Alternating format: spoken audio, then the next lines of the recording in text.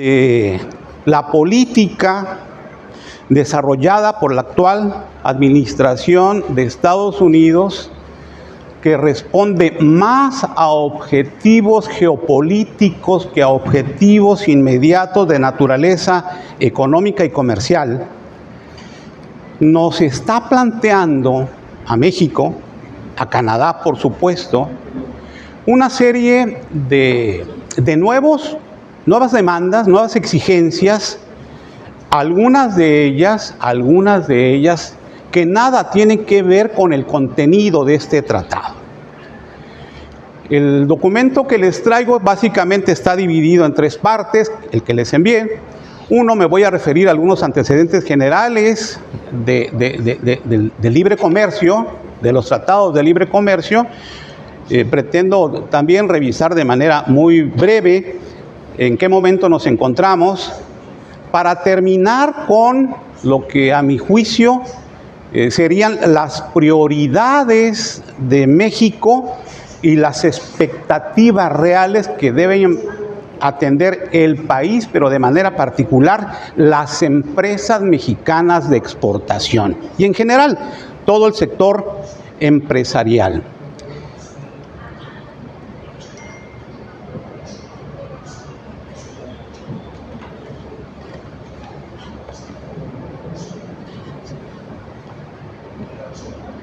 Sí me van a tener que ayudar aquí, por favor, para no perder tiempo, si son ustedes tan amables.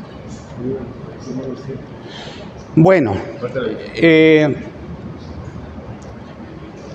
1947, después de la Segunda Guerra Mundial, se constituye el Acuerdo General de Aranceles y Comercio con el propósito de los países ganadores y particularmente de la Organización de las Naciones Unidas, los países ganadores de la Segunda Guerra Mundial, de establecer una serie mínima de normas que permitieran fomentar la actividad económica y el intercambio comercial, ojo, con la intención de asegurar la paz. El GATT se crea con ese propósito, fomentar el comercio, el desarrollo económico entre todos los países del mundo para asegurar la paz, que no se repitiera otra guerra mundial, otra conflagración como la que enfrentamos. Este acuerdo, como una medida transitoria, permitió el establecimiento de acuerdos bilaterales y plurilaterales, es decir, regionales, a efecto de que, como una primera instancia, antes de alcanzar un orden mundial en materia de comercio, se pudiera fomentar el intercambio comercial sobre bases de menor cantidad de barreras arancelarias,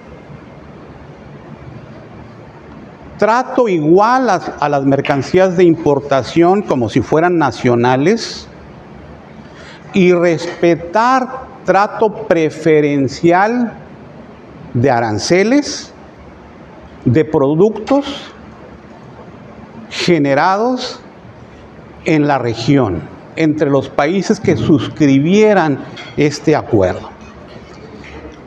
Como una excepción, el objetivo era crear un organismo internacional del comercio que normalizara, que legalizara, que estableciera las leyes y las reglas para ordenar el libre comercio, pero como una primera opción, ante la oposición, adivinen de quién, de los propios Estados Unidos, se opusieron a la creación de la Organización Internacional del Comercio, se optó por una medida transitoria llamada Tratados de Libre Comercio y el Acuerdo General de Aranceles y Comercio.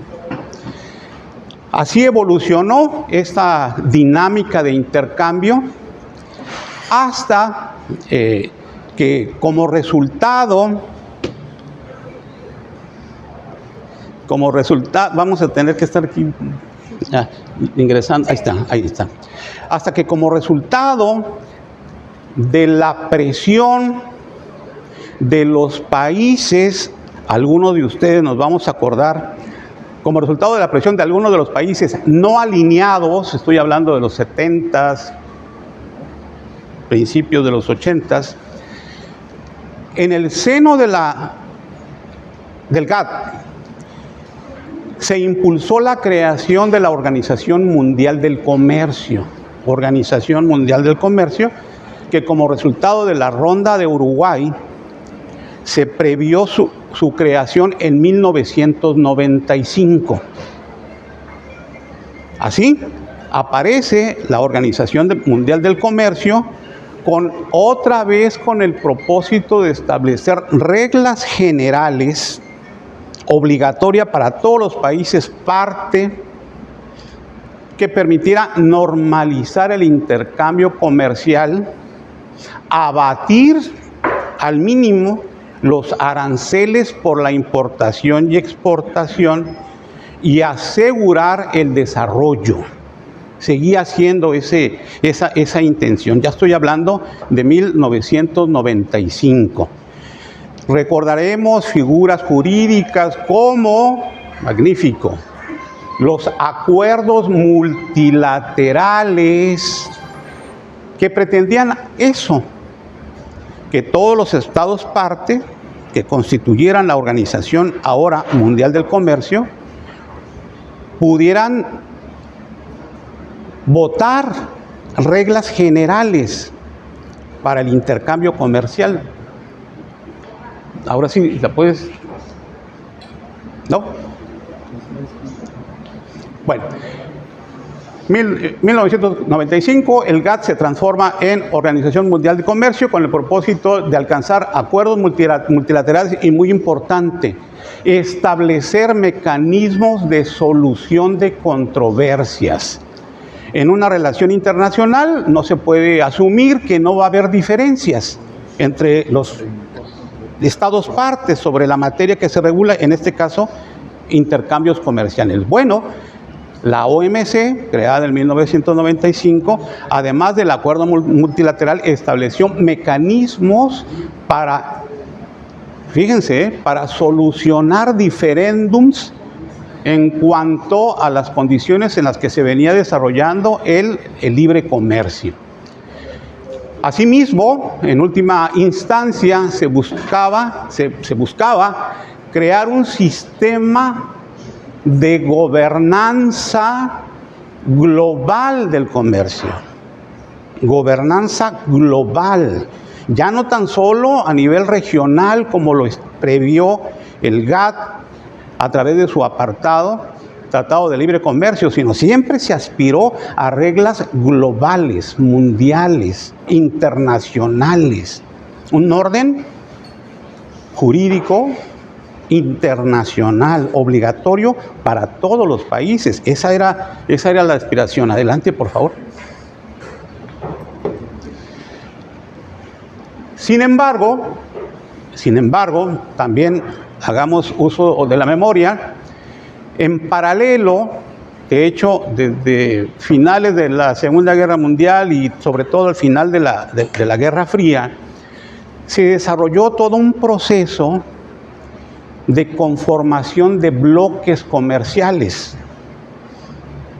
Para los más jóvenes del grupo, allá en los 80s, 90s, llegaron a escuchar los tigres asiáticos que se estaban integrando para crear fortalezas a nivel regional que les permitieran incrementar su competitividad. Entonces, ¿qué tenemos? Dos figuras o tres figuras.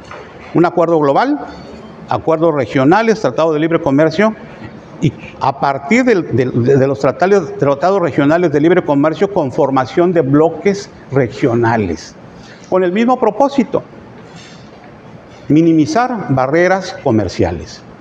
Este proceso de integración de bloques previó distintas alternativas. Por ejemplo, en la integración, por ejemplo, las zonas de libre comercio que Baja California, las conocemos desde 1938, cuando Lázaro Cárdenas crea la zona libre del norte del país. Pues bien, esta figura evoluciona y ya forma parte de uno de los mecanismos de integración regional en bloques comerciales, zonas de libre comercio, uniones aduaneras, mercados comunes como el de la Unión Europea y finalmente los tratados de libre comercio. Siguen vigentes los tratados de libre comercio con las mismas características. Muy bien, muchas gracias. En concreto, ¿qué son los tratados de libre comercio? Son acuerdos que establecen preferencias arancelarias sustentadas en reglas de origen. Le vamos a dar un trato especial en materia arancelaria a todos los países, a todos los productos que vengan de la región. Condición sine qua non. Si los productos, ojo, si los productos efectivamente no fueron generados en la región, no pueden ser beneficiarios del trato preferencial en impuestos a la importación y a la exportación, condición indispensable para el Tratado de Libre Comercio. Adicionalmente, se logra una armonización aduanera, reglas similares en las aduanas de los países parte, simplificación en procedimientos, homologación de criterios en materia de clasificación arancelaria, mercancías, aranceles, valor en aduana. Estas características, estos principios, este carácter del Tratado de Libre Comercio entra en tensión, choca con el propósito original de la Organización Mundial del Comercio, que era acuerdos generales. De lo que estamos hablando es que los TLC colisionan, chocan con el propósito de los acuerdos multilaterales y globales. Ahí tenemos un diferéndum. Como he venido diciendo, originalmente se buscaba un acuerdo global y se recurrió a los tratados de libre comercio como primera opción, que al final se convirtió casi en la regla. ¿Quieres regresar un poquito? Esto, en última instancia, este choque entre los TLCs y los acuerdos multilaterales están generando una fragmentación de las reglas del comercio internacional. Adelante, por favor. Siguiente capítulo. Así surgió esta idea del Tratado de Libre Comercio. Siguiente capítulo. En 1994, debemos recordar, en América del Norte, se da una alineación de la posición ideológica de los gobiernos, de los gobernantes de Canadá, Estados Unidos y México. Se alinearon las estrellas. Cuando la Unión Europea, y esto lo platica en su libro el presidente Salinas de Gortari, cuando la Unión Europea estaba planteando incorporar a los países de Europa del Este a este proceso de integración, y a partir de ahí existiría la posibilidad de que también promoviera la incorporación de algunos países de Centro y Sudamérica. Por lo menos así lo platica el presidente Salinas. A iniciativa de él, se promovió ante el gobierno de Estados Unidos que se creara un acuerdo regional de libre comercio en América del Norte. Coincidió con la posición, adelante por favor, con la posición ideológica de Mulroney, primer ministro de Canadá, y George Bush, padre, que coincidían con la ideología dominante hasta ese momento en materia económica, la Escuela de Chicago y el neoliberalismo. Hay que decirlo con todas sus letras. El neoliberalismo en los 90s, un poco antes quizás, se dio ese alineamiento. Debemos recordar que en 1986 México ingresa al GATT en el 86 como resultado de una exigencia de los países con los que México tenía interés en incrementar sus intercambios comerciales, de modificar su modelo de desarrollo. En el 86 el presidente López Portillo firma el ingreso de México al GATT a efecto de fomentar las exportaciones no petroleras. En 1986 inicia una transición en el modelo de desarrollo de este país, de México, de un proteccionismo a una apertura en el 86, la cual fue incentivada por Miguel de la Madrid y posteriormente, por supuesto, por Carlos Salinas de Gortari, firmando en 1994 el Tratado de Libre Comercio de América del Norte, como resultado de este proceso de alineación ideológica. Adelante, por favor.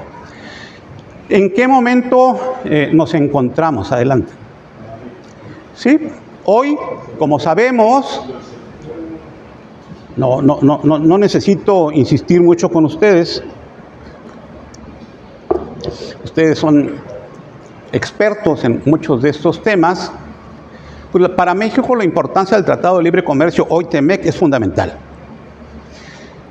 Nuestro 66% del comercio es con América del Norte, particularmente con Estados Unidos.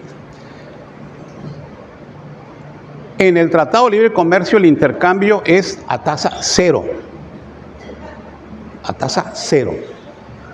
El valor de contenido regional en la industria automotriz, el Telecán inicial planteaba un 62%, el TEMEC actual lo plantea en un 75% de origen regional. Se exige en el TEMEC que el 70% del acero y aluminio sea también regional. Todo aquel acero y aluminio que se incorpora a los productos de intercambio bajo el cobijo del TEMEC tiene que ser regional, en un 70% por lo menos. Y que en el sector industrial automotriz, por lo menos el 40% del automóvil tenga un costo de hora de 16 dólares como mínimo.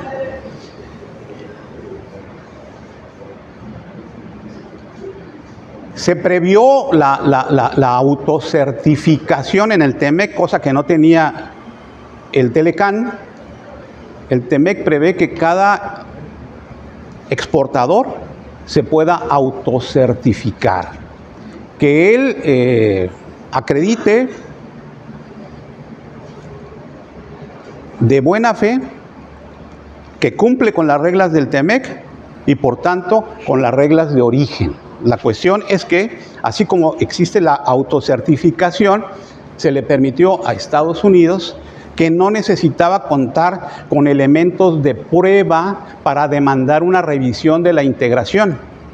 Basta la mera sospecha para pedirle a la Secretaría de Economía que realice una investigación profunda para cancelarle los beneficios del Tratado de Libre Comercio,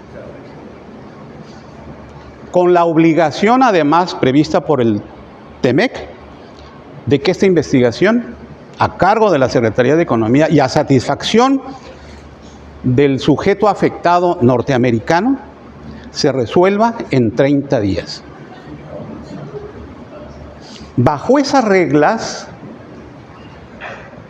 y también previsto por el TEMEC, que la gestión del pedimento, aduanamiento y desaduanamiento de mercancías se realice en 48 horas.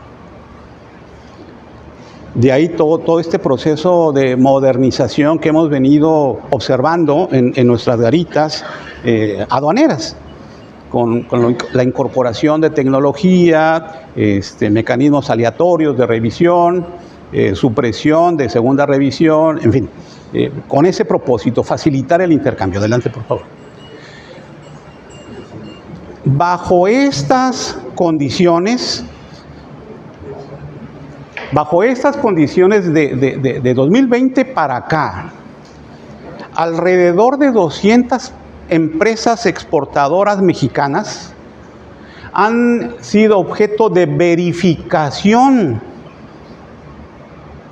para acreditar que efectivamente están cumpliendo con las reglas de origen, bajo la sospecha de que no lo hacen por parte de consumidores, importadores de productos mexicanos hacia Estados Unidos. De esos 200 casos, sí, el 70%, particularmente en el sector de autopartes, no lo ha podido acreditar y ha perdido los beneficios del Tratado de Libre Comercio. Si quiere exportar, tiene que pagar el arancel correspondiente, ya no la exención prevista por el TEMEC. Lo que intento acreditar es que sí ha habido todo un proceso por parte de los proveedores mexicanos a la industria automotriz para cumplir con las reglas del Tratado de Libre Comercio, TEMEC. Y el que solamente 200 quejas, técnicamente se llama 200 quejas, hubieran merecido una investigación, nos sugiere que en realidad ha habido un alto cumplimiento en las reglas del propio TEMEC para exportar con los beneficios del cero arancel por dichas exportaciones. Como ustedes gusten, ¿quieren ir participando o nos esperamos al final?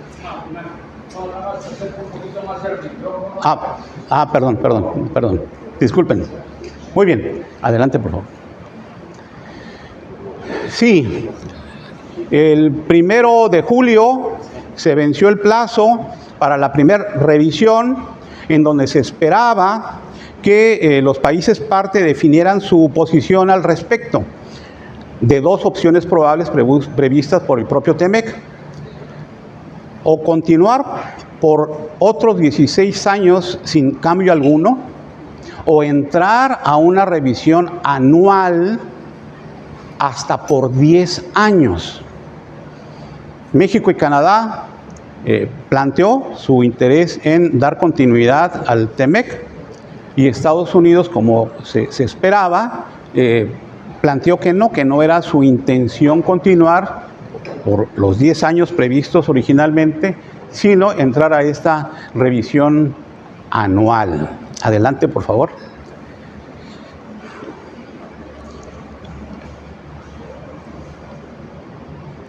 En ese contexto, para justificar el posicionamiento de cada uno de los países partes, México, ya en el contexto de la revisión anual, está planteando como temas de interés la eliminación de los aranceles a autos de acero, aluminio, el establecimiento de un protocolo de no aplicación de medidas unilaterales, la seguridad económica y la certidumbre como condición, frente a Estados Unidos, que está planteando como argumento que el Tratado de Libre Comercio, hoy TEMEC, le ha venido generando un déficit comercial, desempleo profundo, y que no se cumple con la seguridad económica.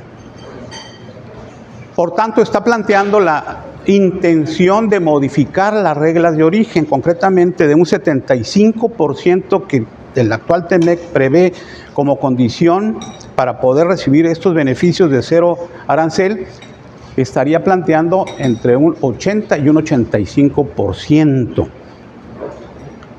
con la amenaza de que adicionalmente estaría planteando Estados Unidos que por lo menos el 50% del valor agregado de los productos que se intercambian bajo el TEMEC fueran originarios de Estados Unidos de Norteamérica. Estados Unidos, 50%. ¿No? Adelante. Como sabemos, pues, el impacto de este nuevo posicionamiento, pues es evidente. Hay una gran incertidumbre para la inversión extranjera, hay una gran incertidumbre para la importación-exportación, Se habla de un incremento en la vacancia de locales en parques industriales. Y bueno, en la región ya vimos aquí el posicionamiento público de Toyota en el sentido de trasladar en parte la producción de la Tacoma a Texas. Así como información no confirmada de que algunas otras industrias estarían pensando en esa posibilidad. Adelante. Sí, esta estrategia del presidente Trump de utilizar los aranceles como una arma política de negociación, pues en realidad se ha traducido en un alto costo para toda la industria automotriz y en general para la economía en el mundo y particularmente en el mercado interno de los Estados Unidos. Mientras que la participación en producción de automóviles de América del Norte ha decrecido en un 3% en este mismo periodo, China ya incrementó su participación en un 6%. Es claro que estas medidas, más que ayudar al desarrollo regional y en particular de Estados Unidos, pues está generando efectos negativos que todos estamos viendo. A un año del llamado Día de la Liberación, abril del 2025, pues los resultados ahí los vemos claramente: desequilibrio comercial, presión inflacionaria en Estados Unidos, anécdotas como que el mercado de consumidores de las principales tiendas de consumo se está modificando, en donde cuando no se veían actitudes como personas queriendo regresar alimentos con cualquier pretexto para obtener algún beneficio en las tiendas, se está generalizando más allá de lo que a todas luces se ve, ¿no? En términos de precios. Debilitamiento del empleo, de manufacturas y la guerra comercial con Canadá, que se inició este fin de semana, en donde, congruente con su actitud, el primer ministro Mark Carney pues toma la decisión de levantarse de la mesa por parecerle insoportable, inadmisible las posiciones de la representación norteamericana, en donde ahora le están pidiendo dos cosas que no quiso aceptar: no suscribir ningún otro tratado de libre comercio sin autorización de Estados Unidos, y suprimir la exigencia de Canadá de que las etiquetas de los productos que se exportaran a Canadá vayan en francés, que es al igual que el inglés, parte de su lengua materna, el francés.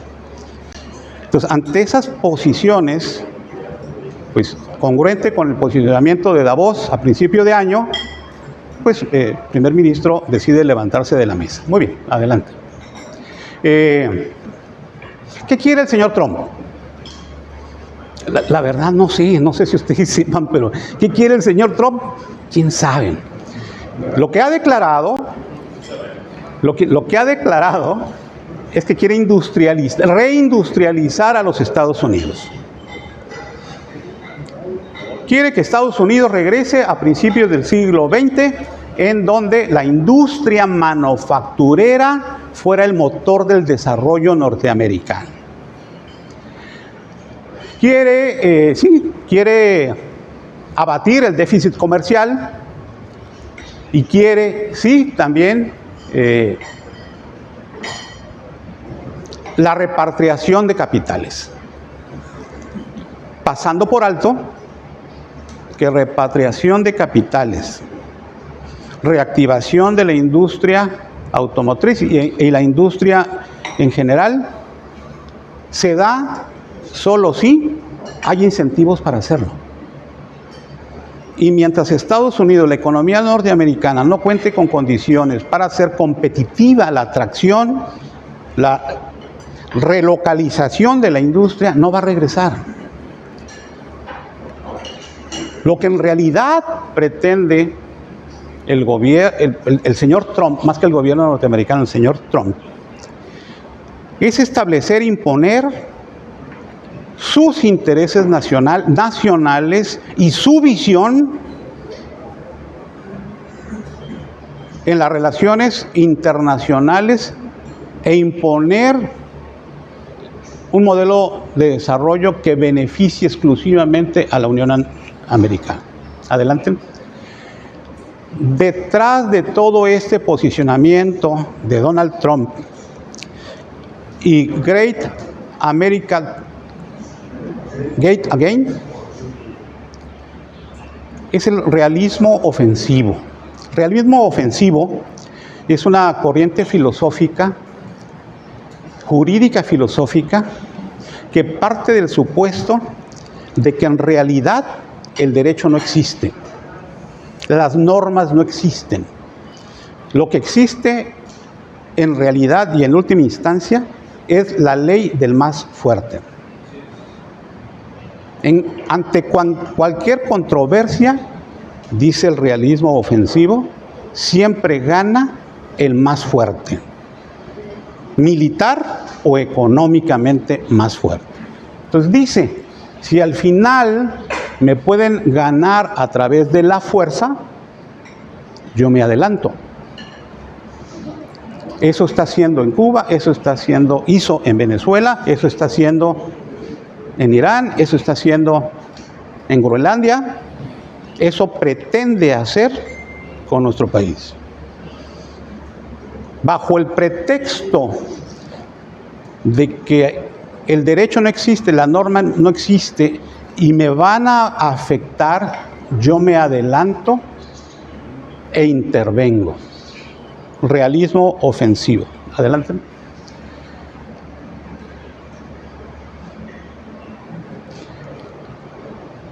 Última parte, ya con eso terminamos. Futuro probable.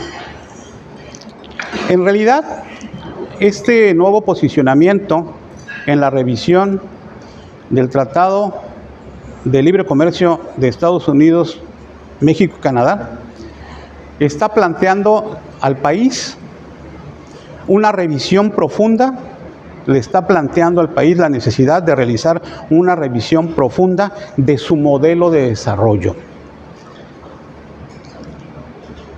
¿Qué queremos?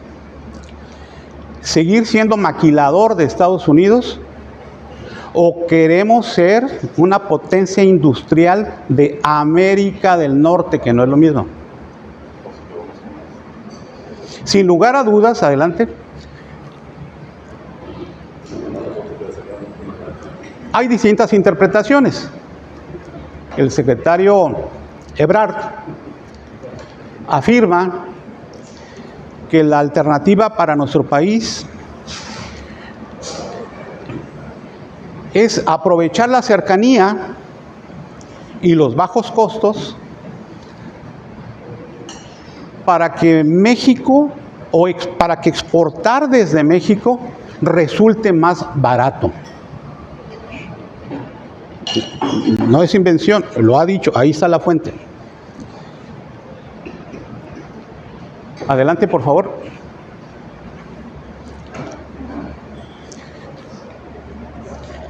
A ver, otra, por favor.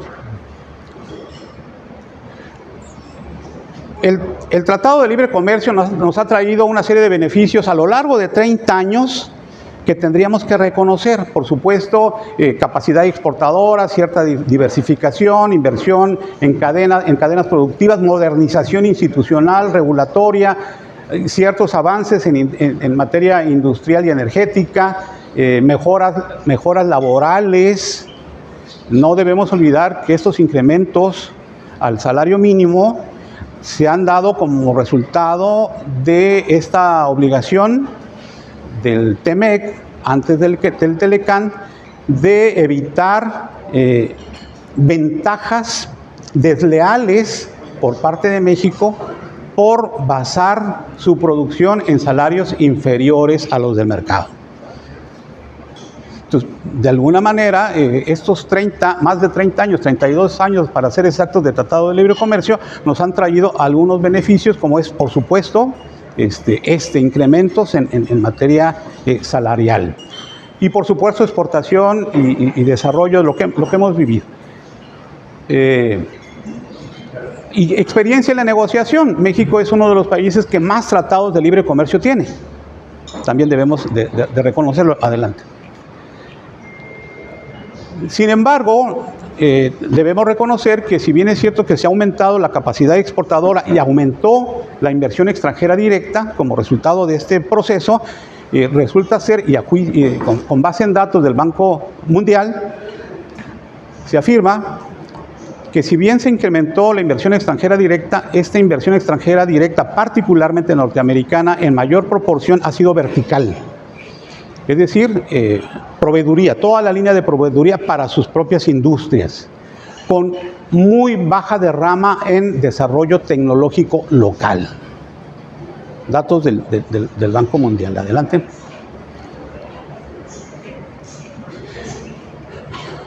Comparativo con otros países, después de 32 años de libre comercio. México supera a Brasil y Chile, por supuesto, en materia de exportación. Queda abajo de Canadá y Estados Unidos. Sin embargo, frente a Vietnam, en la actualidad, es el líder en materia de reshoring y constituye uno de nuestros principales competidores. Quedamos abajo, México, frente a China y Corea, que si bien es cierto que también ha aprovechado esta apertura comercial, la desventaja que tenemos nosotros es que nosotros no hemos creado marca. No tenemos marcas nacionales altamente competitivas. Ya no digamos el mercado de América del Norte, a nivel global. Debilidades. ¿Qué estrategias se considera, particularmente considero, que deberíamos desarrollar como país? Número 1, reducir la incertidumbre. El TEMEC prevé la existencia, operación de una serie de comités técnicos que le permitirían al país y a las empresas nacionales estar demandando mejoras en las relaciones comerciales.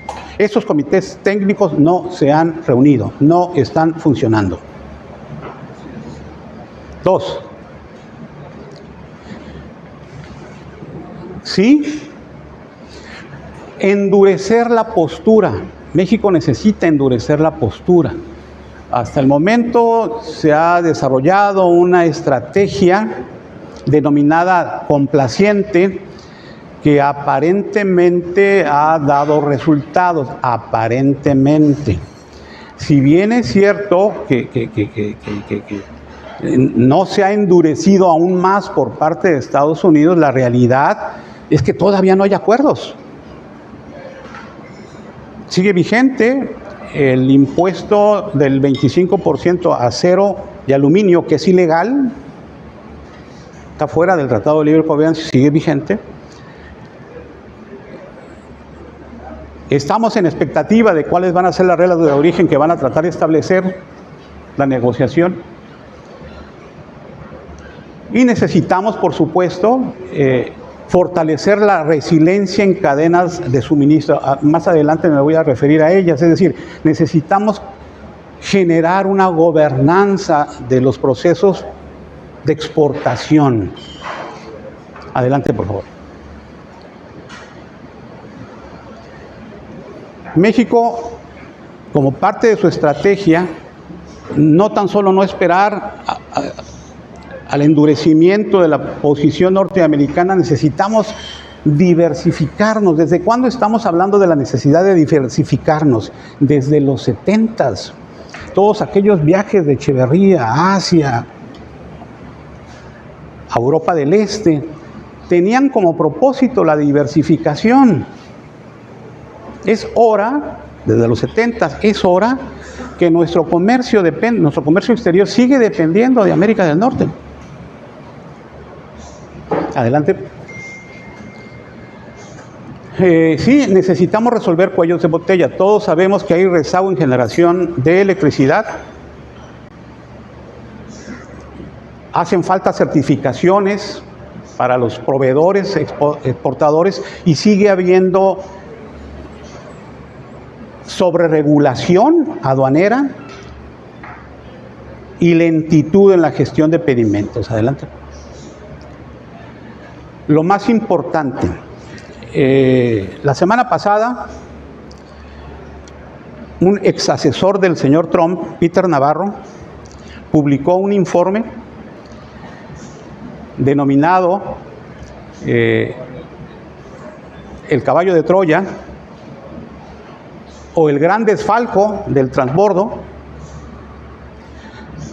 bajo el argumento, cierto o no, hay que decirlo, de que en realidad una buena parte de las exportaciones mexicanas hacia América del Norte son un simple reetiquetado de productos provenientes de fuera de la región.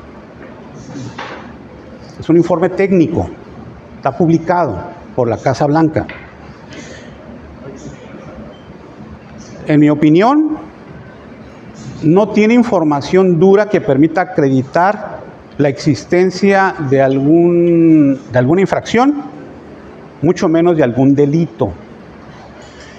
Pero sí debemos considerarlo como país como una orientación de lo que pueda venir en esta revisión del TEMEC. Es decir, lo que puede suceder es que prácticamente se va a querer revisar cada una de las exportaciones que se esté realizando. De hecho, ya se permite, pues, pero ahora lo van a exigir con mayor dureza, producto de este informe. Adelante. Alternativas. Bueno, nos enfrentamos ante oportunidades y riesgos.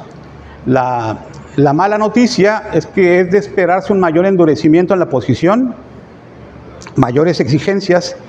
La buena noticia es que el TEMEC existe, es vigente, y el reshoring sigue siendo una posibilidad.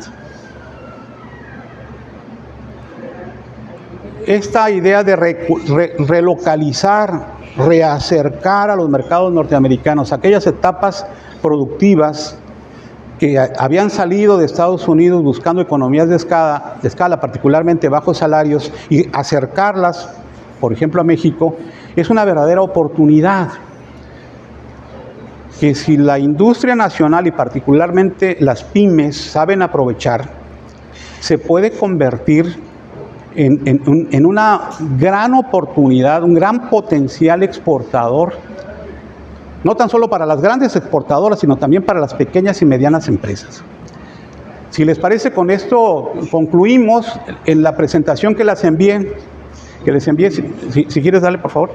Hay una serie de recomendaciones específicas para las pymes que tienen que ver con certificación, adelante, que tienen que ver con el uso de los acuerdos, de otros acuerdos internacionales de comercio que tiene México suscrito, la necesidad de invertir en tecnología. Nuestras empresas, particularmente pymes, necesitan invertir en investigación, desarrollo, tecnología, automatización, si es que quieren exportar, si es que quieren participar en las cadenas exportadoras. Adelante. Y necesitan, por supuesto, cumplir con los requisitos, hacer la tarea, asegurar y tener el expediente completo que les permita acreditar que efectivamente lo que están exportando está cumpliendo con las reglas de origen. Nos vamos hasta la última, la roja, por favor. Ahí.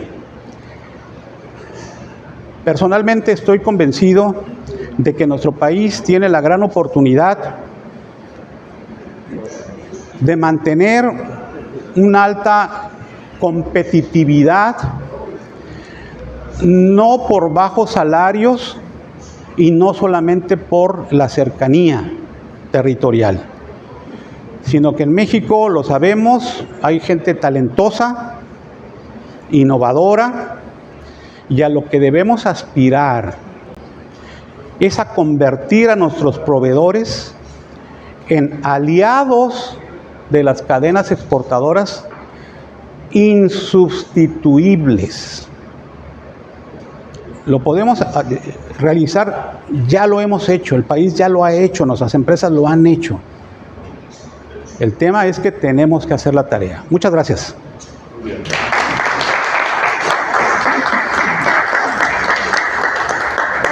Yo quedo a sus órdenes para, con mucho gusto.